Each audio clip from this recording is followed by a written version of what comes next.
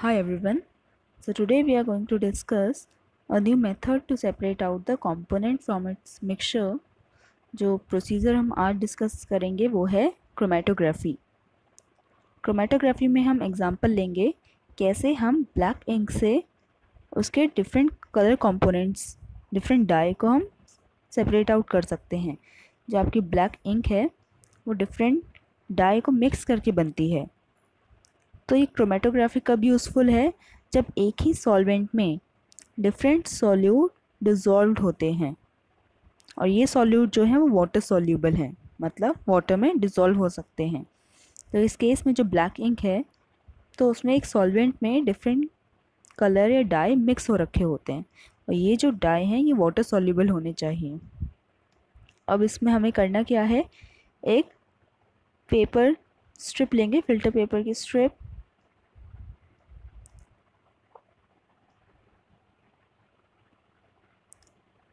ये मान लीजिए आपकी फ़िल्टर पेपर की स्ट्रिप है, तो आपको पेंसिल से एक लाइन ड्रॉ करनी है। अब इस लाइन के सेंटर में आपको अपने इंक की एक ड्रॉप डालनी है। अब इस इंक की एक ड्रॉप डालने के बाद इस पेपर स्ट्रिप को आपको प्लेस करना है कुछ इस तरीके से, जैसे हम यहाँ पिक्चर्स में देख सकते हैं। कुछ इस तरीके से प्लेस करना है कि जो आपका पेपर है वो वाटर को टच करे। यहाँ पे आप देख सकते हैं जो पेपर है, फिल्टर पेपर, वो वाटर को टच कर रहे हैं। आपको ध्यान रखना है जो इंक है वो वाटर में डिप नहीं होनी चाहिए, सिर्फ पेपर आपके वाटर के कांटेक्ट में होना चाहिए। अब ये वर्क कैसे करता है, अब हमने जो इंक यहाँ पे ली है वो वाटर सॉल्यूबल है। जो कलर्स हैं यहाँ पे या जो डाई हैं ब्लैक इंक में वो वाटर सॉल्यूबल है, मतलब वाटर में डिज़ोल्व हो सकती हैं। लेकिन हर डाई का, हर कलर का सॉल्युबिलिटी अलग है। मतलब मान लीजिए इसमें 3 कलर हैं, आपका ये ब्लैक इंक 3 कलर से बनी है, रेड, ब्लू और येलो कलर से। अब क्या होगा, जैसे ही वाटर आपका इंक के पास पहुंचेगा, आपको पता है अगर आप फिल्टर पेपर को वाटर में डिप करो तो वाटर अपने आप ही पेपर के थ्रू ऊपर राइज करता है। तो सेम प्रोसीजर यहाँ पे होगा। तो जैसे ही वाटर इस इंक के पास पहुंचेगा, इंक को टच करेगा, तो जो कलर, जो डाई जिसकी सॉल्युबिलिटी ज़्यादा है, मतलब बहुत इजीली, बहुत कम टाइम में आपका वाटर में डिज़ोल्व हो जाएगा। मान लीजिए रेड की सॉल्युबिलिटी ज़्यादा है, तो जैसे ही वाटर इंक को टच करेगा, वाटर की रेड कलर की सॉल्युबिलिटी ज़्यादा थी तो डिज़ोल्व हो जाएगा वाटर में और वाटर के साथ ही ऊपर चढ़ने लगेगा। तो यहाँ पे जो आपका रेड कलर है वाटर के साथ ऊपर चढ़ने लग गया। अब मान लीजिए जब कलर रेड यहाँ पहुँचा तब जाके ब्लू वाटर में डिज़ोल्व होना स्टार्ट किया, क्योंकि ब्लू की सॉल्युबिलिटी रेड से कम थी। तो जब आपका रेड यहाँ पे पहुँचा तब जाके ब्लू ने डिज़ोल्व होना स्टार्ट किया। अब वो भी वाटर के साथ ऊपर राइज करेगा। अब मान लीजिए जब ब्लू कलर यहाँ पे पहुँचा तब जाके येलो कलर डिज़ोल्व होना स्टार्ट किया, क्योंकि येलो की सॉल्युबिलिटी सबसे कम थी। तो अब जाके येलो कलर डिज़ोल्व करना स्टार्ट करेगा, वो भी वाटर के साथ ऊपर राइज करेगा। तो इस तरीके से सॉल्युबिलिटी के बेसिस में आपके तीनों कलर्स सेपरेट आउट हो जाते हैं। जैसे आप यहाँ पे देख सकते हैं, रेड हमारा सबसे टॉप में है। इसका मतलब जब वाटर ने इंक को टच किया था तो रेड कलर की सॉल्युबिलिटी सबसे ज़्यादा थी, तो वो बहुत जल्दी ही वाटर में डिज़ोल्व होकर वाटर के साथ ऊपर राइज करना उसने स्टार्ट कर दिया। फिर हम देख रहे हैं आपका ब्लू कलर मिल रहा है। फिर इसका मतलब है रेड के बाद जो ब्लू कलर है उसकी सॉल्युबिलिटी रेड से कम थी, तो उसे थोड़ा टाइम लगा वाटर में डिज़ोल्व होने में, और डिज़ोल्व होने के बाद आपका उसने वाटर के साथ राइज करना स्टार्ट किए। यहाँ पे हम देखेंगे येलो हमें सबसे नीचे मिल रहा है। इसका मतलब येलो की सॉल्युबिलिटी सबसे कम थी, तो येलो को सबसे ज़्यादा टाइम लगा है वाटर में डिज़ोल्व होने में, और फिर जाके उसने राइज करना स्टार्ट किया वाटर के साथ। तो इसमें हम क्या देख रहे हैं, आपकी सॉल्युबिलिटी के बेसिस में सारे कंपोनेंट सेपरेट आउट हो रहे हैं। जिसकी सॉल्युबिलिटी ज़्यादा होगी इट विल राइजेस फास्टर, जिसकी सॉल्युबिलिटी कम होगी वाटर में इट विल टेक टाइम। ठीक है, 2 से ऊपर तक वाटर के साथ चढ़ने में। तो हम देख रहे हैं यहाँ पे सॉल्युबिलिटी के बेसिस में जो कलर्स हैं उनका सेपरेशन हो रहा है। जिसकी सॉल्युबिलिटी ज़्यादा है वो उसकी स्पीड फास्टर होगी वाटर के साथ, और वो आपको सबसे टॉप लेयर में मिलेगा।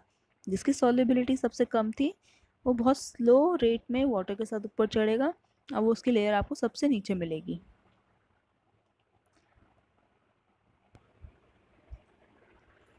तो यहाँ पे हम एक वीडियो ले रहे हैं जिससे आपको नज़र आएगा कैसे आपका इंक जो है उसके डिफरेंट डाई हैं वो अलग अलग सॉल्युबिलिटी के बेसिस में सेपरेट आउट होते हैं।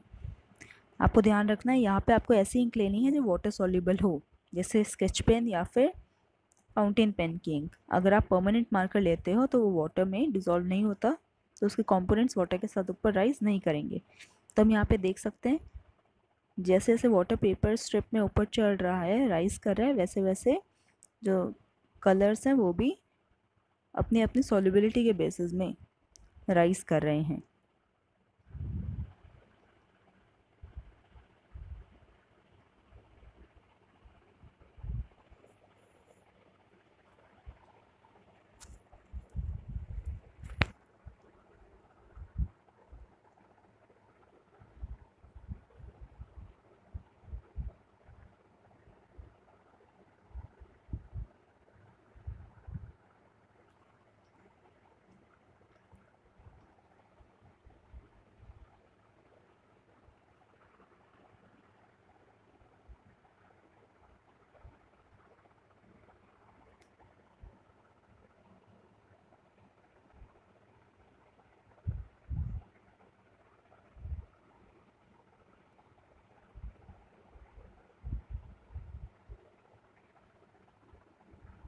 सेम पॉइंट में सब कलर्स ने ट्रैवल करना स्टार्ट किया था, लेकिन आप देख सकते हैं जो ब्लूइश कलर है वो सबसे ऊपर तक गया है।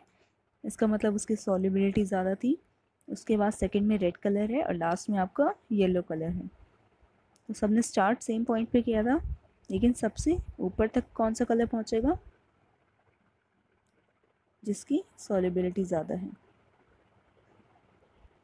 तो हमने देखा एक पॉइंट पे ही सारे कलर्स ने स्टार्ट किया था, लेकिन सब अलग अलग लेवल तक पहुँचे हैं। कुछ कलर आपका सबसे टॉप तक गए हैं, कुछ की लेयर नीचे ही है। इससे हमें पता चलता है सॉल्युबिलिटी के डिफरेंसेस में आपका जो कलर्स हैं, डाई हैं, वो ट्रैवल करेंगे वाटर के साथ।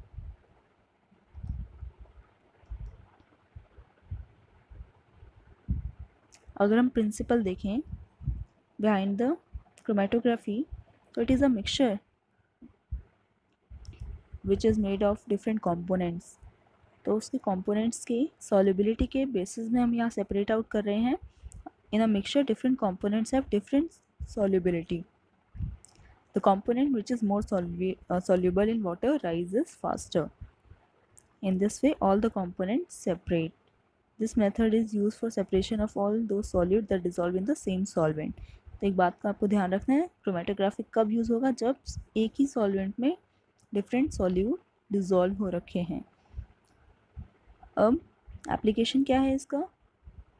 It is use to separate colours in dye, pigment from natural colour. Natural colour हो गया आपका जैसे क्लोरोफिल। क्लोरोफिल आपने पढ़ा है, it is a green pigment present in the plants. तो यहाँ पे आप देख सकते हैं कैसे हमने क्लोरोफिल, आपका डिफरेंट टाइप्स के होते हैं, प्लांट्स में भी डिफरेंट पिगमेंट्स होते हैं, तो कैसे हमने लीफ से लिक्विड निकाल के उसके सारे पिगमेंट्स को हमने अलग किया है। तो नेचुरल पिगमेंट्स को सेपरेट आउट करने के लिए भी क्रोमेटोग्राफी यूज़ होती है। इसके अलावा ड्रग्स फ्रॉम ब्लड, तो और एडवांस टेक्निक का यूज़ करके हम ब्लड से ड्रग्स को सेपरेट आउट करके उसके डिफरेंट ड्रग्स का स्टडी कर सकते हैं।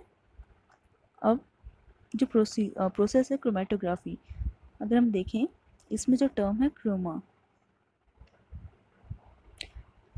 जो क्रोमा टर्म है उसका मतलब होता है कलर। ये लिया गया है आपको एक ग्रीक वर्ड से क्रोमा। क्रोमा मतलब ही होता है कलर। तो स्टार्टिंग में एंशियंट टाइम में ये मेथड यूज़ होता था to separate out the colours. तो इसी वजह से इस प्रोसेस का नाम ही क्रोमेटोग्राफी रखा गया है।